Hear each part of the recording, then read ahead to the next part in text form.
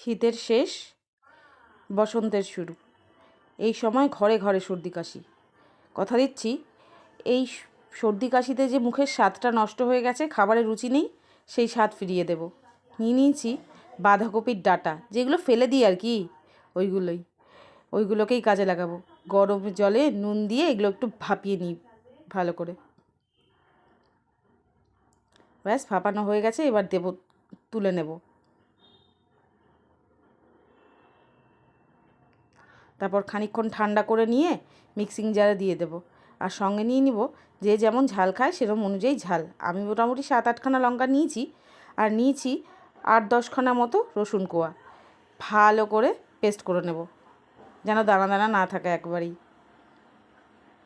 এবার এগুলো ঢেলে নিয়ে কড়া বসিয়ে দেব গরম করতে।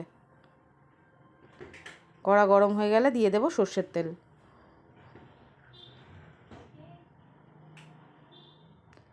সর্ষের তেল গরম হয়ে গেলে এবার ওই মিক্সটা ঢেলে দেবো।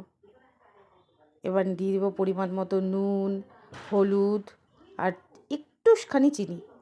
চিনিটা স্বাদটাকে ব্যালেন্স করবে, এইটুকুই, আর কিছু না।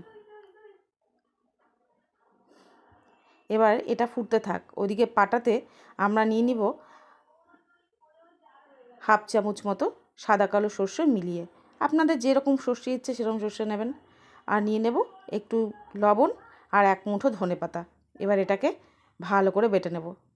এবার ওইদিকে যখন ওটা ফুটতে শুরু, খানিকটা জল শুকিয়ে আসবে, মাঝামাঝি পর্যায়ে আসবে আর কি, তখন এই পেস্টটা দিয়ে দেব। দিয়ে ভালো করে মিশিয়ে নিব। এটা কিন্তু প্রথমে দিলে চলবে না, সর্ষে আর ধনেপাতার পেস্টটা। এটা মাঝামাঝি পর্যায়ে এসে দিলেই ভালো হবে খেতে। এবার এটাকে ভালো করে শুকিয়ে নিয়ে একদম যখন পুরো শুকনো শুকনো হয়ে যাবে, তখন দিয়ে দেব খানিকটা কাঁচা সর্ষের তেল। কথা দিচ্ছি, মুখের স্বাদ যদি ফিরে না আসে তারপরে বলবেন। দারুণ হয় খেতে, গরম গরম ভাত আর 1 চামচ বাটা।